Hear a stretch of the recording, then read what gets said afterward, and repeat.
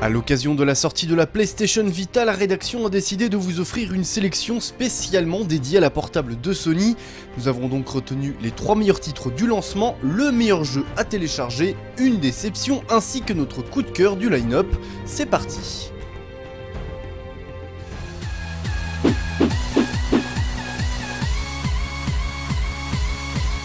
La série Wipeout se dote avec ce 2048 d'un épisode de choix.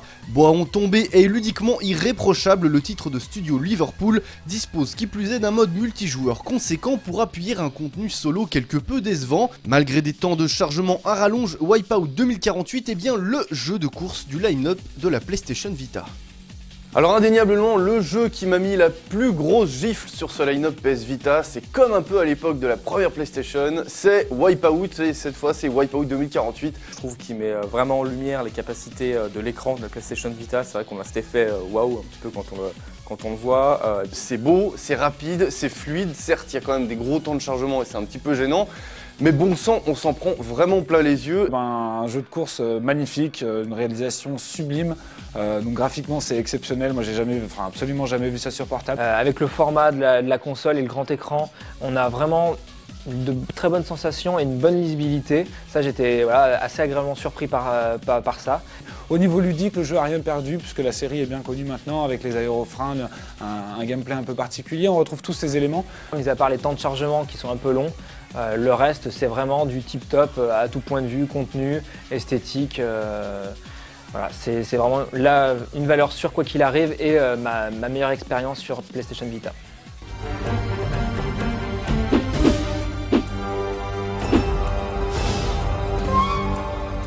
Le porte-étendard de ce line-up PlayStation Vita n'est autre qu'Uncharted Golden Abyss. Le titre de Bend Studio ne déçoit pas grâce à son aventure longue et haletante dotée d'un visuel à couper le souffle. Les environnements manquent peut-être un peu de variété, mais la Vita déploie toute l'étendue de son potentiel pour sublimer une réalisation artistiquement inspirée. Alors Uncharted Golden Abyss, eh bien c'est un petit peu la vitrine technologique de la PlayStation Vita. Sur portable, c'est hallucinant. Moi, je ne m'attendais pas à trouver une aventure de ce calibre-là au niveau visuel, mais je ne m'attendais pas non plus à trouver une aventure, on va dire, si longue, si haletante. Une action bien scriptée, un développement, un déroulement de la progression toujours clairement indiqué et très fluide et assez spectaculaire dans son déroulement. Très agréable à manipuler, on a un peu tous les types de maniabilité auxquels on s'attendait, donc un petit peu de tactile par-ci, un peu de gyroscope par-là, et évidemment les boutons et l'utilisation du stick est quand même fort pratique. Ils ont fait l'effort de ne pas nous imposer une jouabilité uniquement tactile, ce qui est assez rare quand un nouveau concept de console sort et les développeurs se forcent à utiliser toujours les nouveautés. Là au moins on peut jouer à l'ancienne, on peut jouer de façon nouvelle. Alors bien sûr, on regrettera que l'environnement de jungle ne change jamais, et pourtant c'était une des qualités de la série d'orchestrer toute une variation dans les environnements. Mais ça fait le job et c'est Uncharted quand même, c'est une grosse et longue aventure avec son lot d'actions spectaculaires, ses paysages absolument superbes. Voilà, on est vraiment dans la droite lignée de ce qui se fait sur console de salon et rien que pour ça, chapeau bas. L'un des meilleurs jeux de l'année dernière débarque sur PlayStation Vita. Amputé de toute sa partie multijoueur, Rayman Origins reste quand même le jeu de plateforme magnifique et ingénieux qui nous avait séduit sur console HD. Déjà indispensable sur ses supports, Rayman Origins l'est également sur la console de Sony. Il a vraiment charmé toute la rédac sur PlayStation 3 et Xbox 360 notamment. Là, sur PlayStation Vita, c'est très joli, très agréable à manipuler. C'est de la plateforme 2D qui fourmille de détails visuels qui sont à chaque fois, qui ont une importance dans le jeu, qui rentrent dans les champs de jeu, qui ne sont pas juste là pour décorer. Et du coup on tient peut-être le meilleur jeu de plateforme depuis Super Mario Galaxy 2. On se balade en permanence dans des décors tout aussi précis que sur 360 ou PS3 et c'est ça la première prouesse. C'est cette impression qu'on ne perd quasiment rien au change et que... Tout se fait parfaitement bien, c'est-à-dire que tout le charme du gameplay, on le retrouve sur cette machine. Le jeu est vraiment très joli, on a toujours les 60 niveaux. Alors oui, Rayman est un simple portage des épisodes HD et oui, il manque, on va dire, tout le sel de la partie multijoueur, jouable à 4 sur PS3 ou Xbox 360. Alors c'est vrai que moi je l'ai fait tout seul déjà sur Xbox, je le ferai aussi tout seul sur PS Vita et ça va pas trop me déranger parce que franchement c'est un jeu qui mérite d'être joué.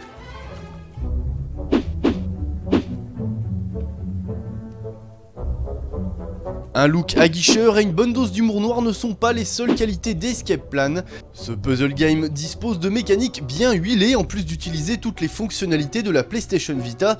Malgré quelques accros dans la maniabilité et une durée de vie un poil décevante, Escape Plan est un titre attachant qui pourra trouver sa place sur votre memory stick. Alors sans être la petite bombe espérée, Escape Plan n'en démérite pas moins par sa très bonne utilisation des contrôles tactiles de la PS Vita. Avec deux personnages très attachants, un univers, enfin une belle direction artistique, joliment réalisée sans solliciter des ressources techniques colossales, mais voilà, c'est propre, c'est beau. C'est certes du noir et blanc, mais au niveau des jeux de contraste, ça sonne extrêmement juste, c'est simple, mais justement ça se concentre sur l'essentiel, et l'essentiel aussi c'est d'être concentré sur ce qu'on fait. C'est une espèce d'intelligence retorse qui est mise en œuvre dans la conception des pièges qu'on va devoir déjouer tout au long de l'aventure.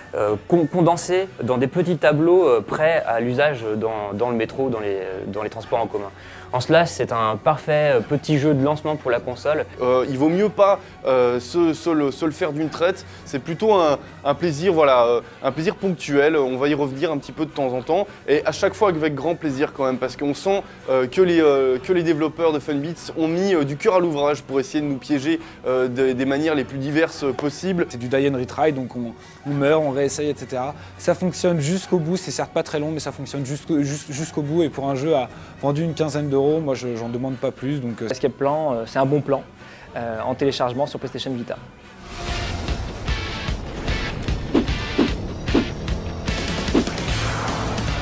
Alors que la PlayStation Vita semblait être le cadre parfait pour accueillir Mod Nation Racers, c'est la douche froide avec cet épisode Road Trip. Les ralentissements permanents gâchent malheureusement tout, des courses au menu en passant par les outils de création, impossible de naviguer sereinement dans le jeu. Dommage, parce que mis à part l'absence étrange de multijoueur en ligne, tout le contenu de la version PS3 était bien de la partie. Alors Mod Nation Racer, on s'est dit tiens, on va tenir le Mario Kart de la PlayStation Vita, parce qu'on sait que sur PS3 ça a bien fonctionné, il y a un gameplay qui est au poil, on a des possibilités de création et des possibilités communautaires qui sont hallucinantes. On retrouve tout ça dans cette version, ou presque dans cette version PlayStation Vita, ceci dit. Là, c'est la grosse débandade technique. Les ralentissements intempestifs, que ce soit même dans le menu ou dans le jeu, on a l'impression quand même d'y perdre vraiment au change. Et du coup, c'est blasant, on n'a pas envie d'y jouer, on n'a pas envie de se lancer dans la création de contenu parce que c'est hyper relou, tout rame, c'est absolument pas maniable. Les belles intentions sont simplement gâchées par des problèmes techniques assez incompréhensibles, à commencer par des problèmes de ralentissement permanent qui vont du menu du jeu au jeu lui-même, aux séquences de course elles-mêmes, qui sont quasiment impraticables, où on perd une grande partie de son contrôle et donc une grande partie de l'intérêt et du fun que peut proposer ce titre. Moi j'en attendais beaucoup parce que Sony a annoncé qu'on allait pouvoir profiter du contenu PlayStation 3, donc je me suis dit, voilà, je vais prendre une PlayStation Vita, je vais pouvoir faire mes circuits sur la portable et puis profiter de tout le contenu, mais si le jeu derrière n'est pas à la hauteur, et ben voilà, et comment profiter de tout ce qui a été créé si on ne peut pas prendre du plaisir à jouer? L'ensemble de cette version Vita n'inspire pas confiance, laisse imaginer un manque de finition qui est quand même assez criant, assez déplorable. Donc voilà, une vraie déception.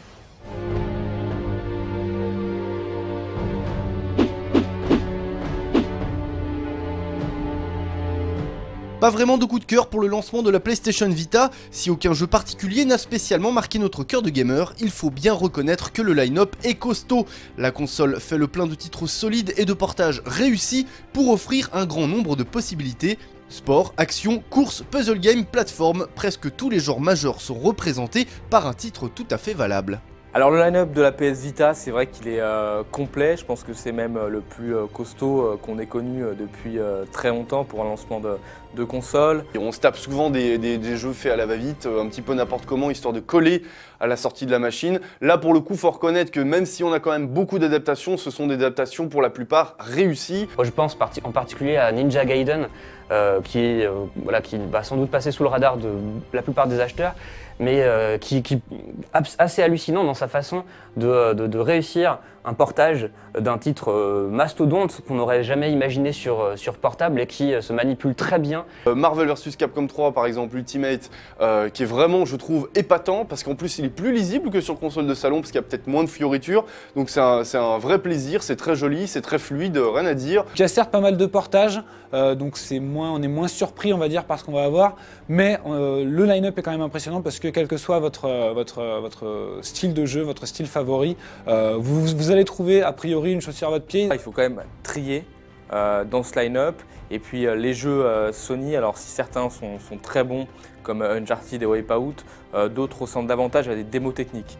Peut-être ce qui va manquer aux puristes et aux fans, c'est vraiment un gros RPG, enfin un RPG à la japonaise ou un peu un RPG à l'européenne, qui vous prennent des heures et qui vous mettent devant votre console et que vous lâchez plus. On a un line-up, on va dire, assez homogène, même s'il y a évidemment quelques merdes comme Reality Fighters ou Little Deviants ou quelques trucs un peu pourris comme ça. Ça reste quand même globalement un line-up d'un très bon niveau et c'est de plutôt bon augure pour la suite de la vie de la PlayStation Vita.